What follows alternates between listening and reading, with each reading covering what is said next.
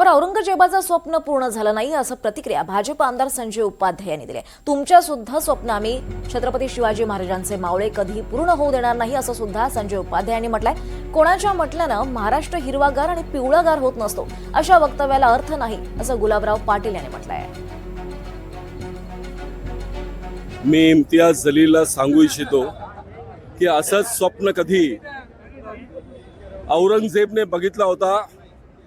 त्याची सुद्धा कबर याच महाराष्ट्रात आहे आणि जे लोक छत्रपती शिवाजी महाराजाच्या राज्यात महाराष्ट्राला हिरवा करण्याचं स्वप्न बघतात आहे, मी त्यांना सुद्धा सांगतो औरंगजेबचं स्वप्न पूर्ण झालं नाही आणि तुमचं सुद्धा स्वप्न आम्ही छत्रपती शिवरायांचे मावळे कधीच होऊ दे.